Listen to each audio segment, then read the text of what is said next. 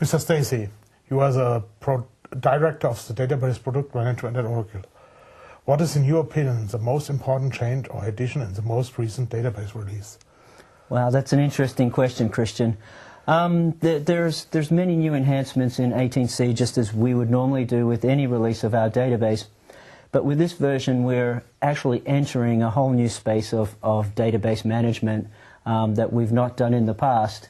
But I'll talk a little bit about that in a moment. The primary things, though, that you can see out of the box with 18c are some core capabilities around the performance, the security, the availability. We further enhanced our multi-tenant capability, for example, to introduce capabilities, or one really neat feature called PDB carousels, where you can have a snapshot taken of a multi-tenant database, of a pluggable database, and you can keep up to 8 of these at any given point in time. And if you need to fall back, if you need to flash back to an older version of your data set, you can very rapidly and very easily fall back to one of those previous points in time. Now, at some point where you take these snapshots, you could potentially take them on the start of a business day. At the end of those 8-day cycles, it's set up in such a way that the oldest pluggable database snapshot copy will be removed and replaced, and we basically, it's a sliding scale where we keep new versions of those PDBs around. This will be faster than today with a flashback database? It's not so much that it's faster than flashback databases, it's more that it gives you the flexibility of working with a data set that's captured in a pluggable database. And in lines of the performance, we're doing a lot of things nowadays with non-volatile memory. So we're enhancing this model of having tiering of memory. So your DRAM can be used for your most hot content, and you can tier that down to NVMe. And the NVMe can be used for larger data sets because obviously your DRAM is going to be somewhat physically constrained. NVMe can go up to multi-terabytes much more affordably and economically, but still with significant performance additions. For example, the speeds you can expect to see for IOPS, we're talking 4.7 million IOPS for read operations, for example. And that's the performance aspects. With respect to security, we're introducing a couple of capabilities that many of our customers, particularly in EMEA, will appreciate. One is support for GDPRS. That's one of the bigger ones. And then the other one is we're now going to introduce, or we have introduced, support for Active Directory, native Active Directory connectivity to the database. So there is no need to introduce enterprise user security or other intermediary pieces, so to speak. Thank you. In what direction is the Oracle database heading? What can we expect from the future releases? Very good question, and that's the one I've been wanting to talk about. I think you've probably heard about our autonomous database. Yes. 18c is not the autonomous database, but the autonomous database is built on top of 18c. So there's many capabilities that 18c is bringing to the table that is being leveraged by that. The autonomous database is truly a self-managing, self-running, self-healing, self-patching database that provides 99.995% SLAs. That's 30 minutes of planned or unplanned downtime a year.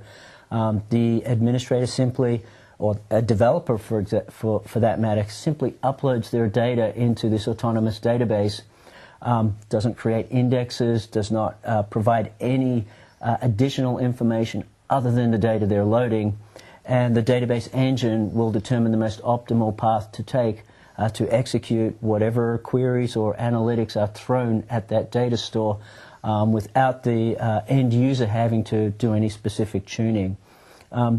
In addition to that, it's running on our cloud platform, so the only thing that an end user pays for, they pay in 2 different pieces, so to speak.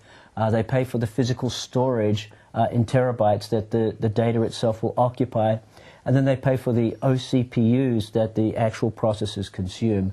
Now, having said that, the workload can be scaled up and scaled down dynamically without incurring any outage, and the upper limit of how many OCPUs can be consumed for a workload there is no limit. So depending on a specific workload that may require a lot of horsepower for a short period of time, they can scale it up without bringing the system down, run that workload, and at the end, when they're done, bring it back down and only pay for the OCPUs they've used for that hour. That also means that a workload can be shut down for an extended period of time, and the only cost the consumer or subscriber would have is for the physical storage itself. So for example, on a weekend, a system could be turned down to 0 OCPUs, and there's no consumption being paid other than the physical storage itself. Okay, that's only available in the Oracle Cloud. And what is the difference to when you want to use an Oracle 18c database on-premise? Oh, good question. Yes, so the autonomous database, it requires some automations, if you wish, and cloud tooling that's available only on our cloud platform.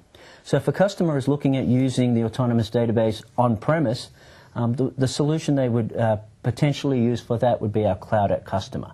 So they could use an Exadata Cloud at Customer, for example, as the underlying footprint, and have all the autonomous database capabilities available to them behind their own firewall, meeting their own compliance and regulatory requirements, etc., and their own security and whatever other practices they have. They would still be paying on a subscription basis, the same cycle of if they're not using it, they're not paying for it, but the storage they would obviously pay. I apologize, your second question was about 18c and about the general availability? Yes, general availability, because when I use not the cloud environment, which advantages will I have with 18c? Good question. So yes, with 18c, well in fact with Oracle in general, you will have seen that with 12.2, we're truly a cloud-first company, right? So for 12.2, that was announced at Open World last year, and it came out on-prem. It was available immediately following in the cloud, yes. And it came out 3 to 5 months following that for an on-premise download. You can anticipate the same thing with 18c, in that the first release is in fact in the cloud, and shortly thereafter we will roll out a version on-premise. Thank you very much. Thank you, Christian. It was a pleasure talking to you.